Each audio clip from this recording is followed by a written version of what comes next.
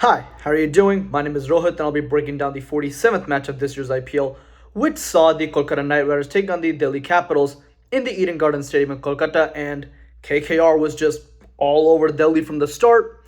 They win pretty comfortably by 7 wickets, and again, this wasn't really that close, and it really starts with Kolkata's bowling, and specifically Varun Chakravarti, 4 overs, 3 wickets, 16 runs, an economy of 4, just shuts down Delhi in the middle overs. And a lot of what went wrong for Delhi was just simple application errors.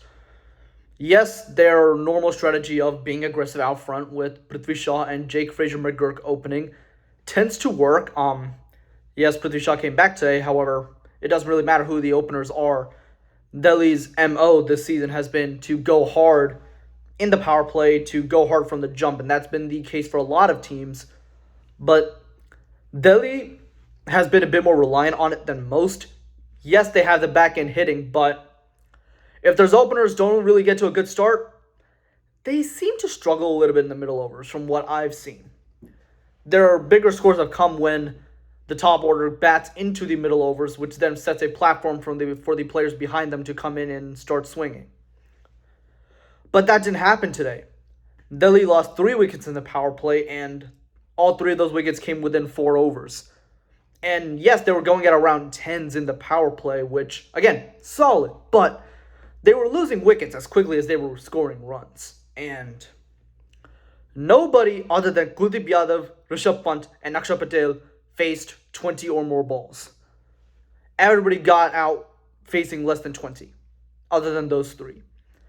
And when the vast majority of your batters do not face 20 balls and they just blindly swing, bad things tend to happen. And credit to the KKR bowlers, they just handed it to the Delhi batters and they restricted them to a very small total, and a total that was very comfortably chased down.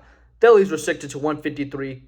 KKR chases this down in about 16 and a half overs. So, again, no real problems. And again, going back to Delhi's innings, it just comes down to really applying yourself.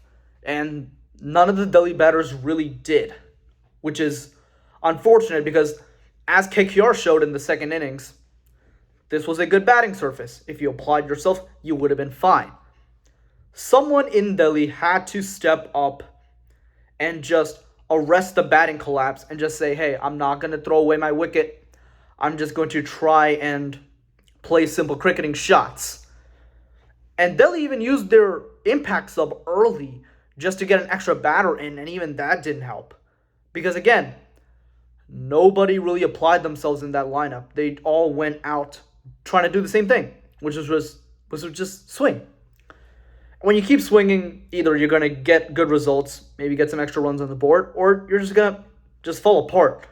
Delhi fell apart. And if it wasn't for Kuldeep Yadav's 35 for 26, I don't even know where that came from. But his contribution at the tail end at least gave Delhi something that they could attempt to bowl at.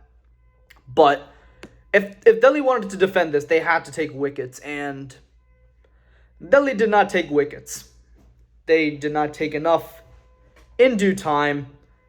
Phil Salt, aggressive from the start, 68 from 33. And again, KKR is one of those teams where their MO is attack from the power play. And they got well ahead of the asking rate in the power play. By the time that 6 overs ended, the required run rate was already below run a ball. You really don't have to do much from there. Just keep it simple, keep it going. Just move the ball around, keep the scoreboard ticking, and you're gonna be fine. You're just fine. But so that's basically just how that went. After Phil Salt and Sunil didn't give them a start. Yes, Delhi loses a couple of wickets here, and KKR scores loses a couple of wickets here and there. But then Shreyas Iyer, Venkatesh Iyer just see KKR home, not really taking any unnecessary risks. They were willing to play a few dot balls because, again, they could afford to. The required run rate for this chase was well below run a ball after the start that they got in the power play. And from there, it's just formalities. And as long as you don't panic, and KKR did not panic, you were fine. Were there points where it looked like KKR could have panicked?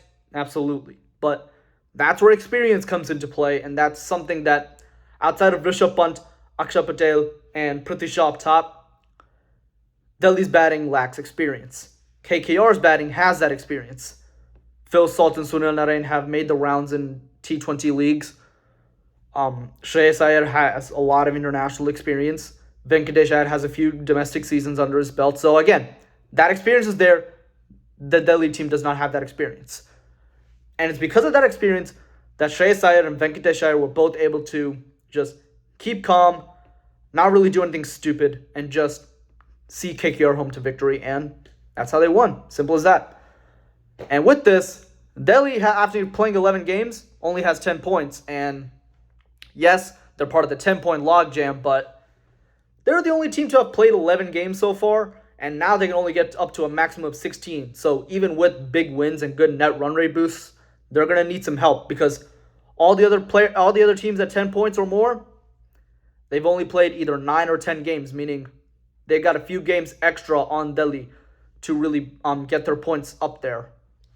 So Delhi was facing an uphill battle the entire time, but it's still not a nail in the coffin, but this really, really just dented their odds. And for KKR, they get themselves out of the 10-point logjam for now. They're up to 12 points, and now they're just sitting comfortably at second, just waiting to see who joins them on 12 points.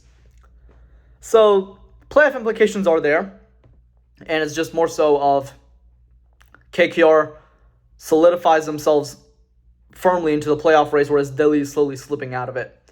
With that, thank you so much for watching. Please like, comment, and subscribe. And with that, I'll be back for the next one. Have a good one.